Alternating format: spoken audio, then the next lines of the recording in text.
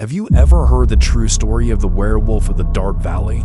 It all began with the strange return of Elias. He was a familiar face in the village, but after years missing in the woods, he was barely recognizable.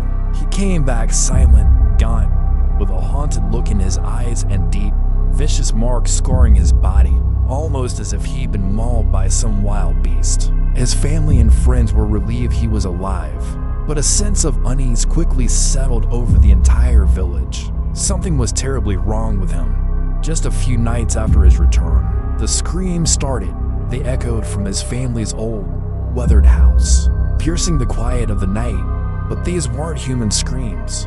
They were guttural, filled with an agony that sounded both animalistic and yet chillingly familiar. The villagers would lie awake in their beds, listening, trying to place the sound. It wasn't a wolf, nor a bear, nor any known creature of the forest. It was something else entirely, a sound that made their blood run cold. Soon, the terror crept closer to their homes. Dogs that once barked fiercely at every shadow began to disappear without a trace. Chickens were discovered in the morning, torn to shreds in their coops, the carnage far meshier than any fox or weasel would leave behind. And then, there were the footprints. They appeared in the mud around the houses, large and unsettling.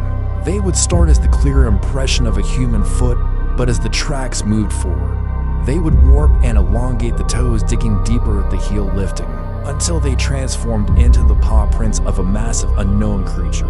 Panic started to spread like wildfire. One evening, a local shepherd came stumbling into the village tavern, his face pale with shock. He claimed he had seen it. He had seen Elias alone in a clearing, writhing on the ground in agony. He described the sickening sound of bones cracking and rearranging, of skin stretching and tearing. He swore he saw Elias's face elongate into a snout, his body contorting into a monstrous form. At first, no one believed him. They dismissed it as a drunken tale, a trick of the moonlight. But as the screams grew louder and the strange occurrences more frequent in the following nights, their skepticism began to crumble into fear. The key to the terrifying mystery was found in the one place no one thought to look. Elias's sister, desperate for answers, was cleaning out his old room when she discovered a hidden diary tucked away beneath a loose floorboard. With trembling hands, she read her brother's frantic scrawls. He confessed everything. When he was lost in the woods, starving and on the brink of death, he made a pact. He had begged for survival, and something ancient, an entity that dwells deep within the forest, had answered his call. The price for his life was his humanity. The diary detailed his slow, horrifying realization of what he was becoming. The village's fear culminated on the night of the annual harvest festival. It was supposed to be a time of celebration, with music, food, and laughter filling the air. But as the festivities reached their peak, a horrifying figure burst from the tree line. It ran on all fours, a monstrous fusion of man and wolf, and charged directly into the crowd. Panic erupted. The creature tore through the festival tents, its roars drowning out the screams of the villagers. Those who managed to escape later described the beast with a chilling detail. It had the same sad, lost eyes as Elias. The next morning, the surviving men of the village, armed with rifles, pitchforks, and axes, decided they had to end it. They formed a hunting party and ventured into the dark woods, determined to find Elias and put a stop to the horror. As they pushed deeper into the forest, the signs of the creature's presence were everywhere. Trees were splintered and broken, their bark clawed away by something immensely powerful. They found the remains of deer and even a bear, torn apart and devoured raw. It was clear that whatever Elias had become, it was feeding, and it was growing stronger. Amidst the chaos, the woman Elias had loved before he disappeared came forward with a disturbing confession. She said the beast had tried to approach her one night. It had cornered her near her home, but then it stopped. She saw a flicker of recognition in its eyes, a moment of profound struggle.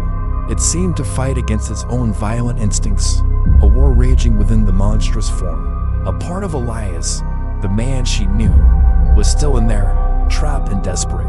It was a faint glimmer of hope, but also a confirmation of their worst fears. The monster and the man were one. Following the tracks, the villagers finally cornered the creature in an old, abandoned barn on the edge of the woods. They surrounded it, their torches casting long, dancing shadows. As they braced for a final confrontation, the clouds parted, and the light of the full moon streamed through the gaps. In the barn's roof, a new wave of agony ripped through the creature. Before their very eyes, Elias began to transform again. His body grew even larger, muscles bulging and twisting, his features contorting into a form more feral, more out of control than anything they had seen before.